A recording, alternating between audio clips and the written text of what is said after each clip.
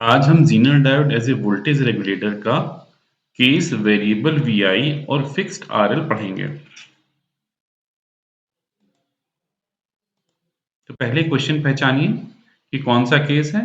देखिए यहाँ पर वीआई पर वेरिएबल का सिंबल लगा हुआ है, वेरिएबल वोल्टेज का सिंबल लगा हुआ है और आरएल पर कोई भी इस तरह का सिंबल नहीं है। इसका मतलब ये केस वेरिएबल वीआई और फिक्स्ड आरएल का हो गया। अब यहाँ पर हमको Vi की दो वैल्यू निकालनी है। एक मिनिमम वैल्यू जिस पर ज़ीनर डायोड जस्ट ऑन होता है, रेड कलर से मैंने लिखा है। मिनिमम वैल्यू जिस पर ज़ीनर डायोड जस्ट ऑन होता है और मैक्सिमम वैल्यू जहां तक ज़ीनर डायोड ऑन बना रहता है।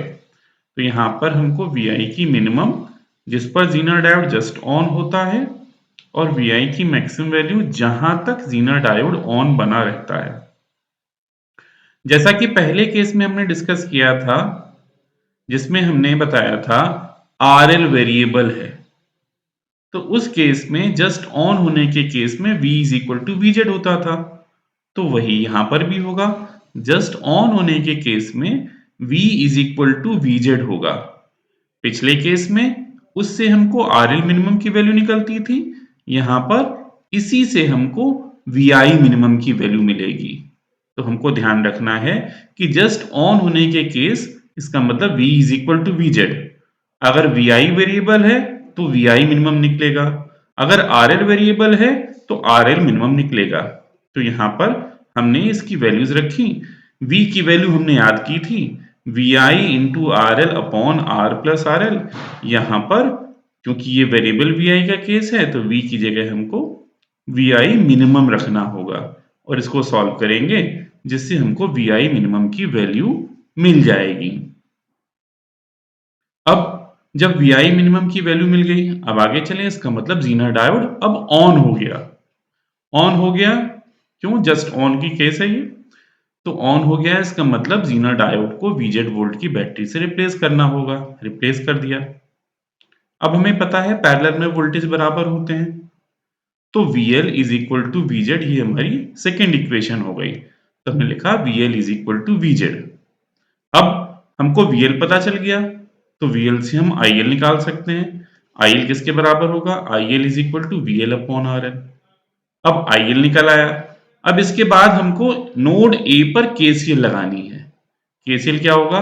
IR is equal to IZ plus IL। तो ये इक्वेशन लगाएं। IR is equal to IL plus IZ।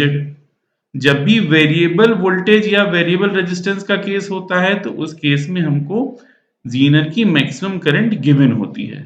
तो अगर IL में हम जीनर की मैक्सिमम वैल्यू ऐड करेंगे तो हमको IR की मैक्सिमम वैल्यू मिल जाएगी।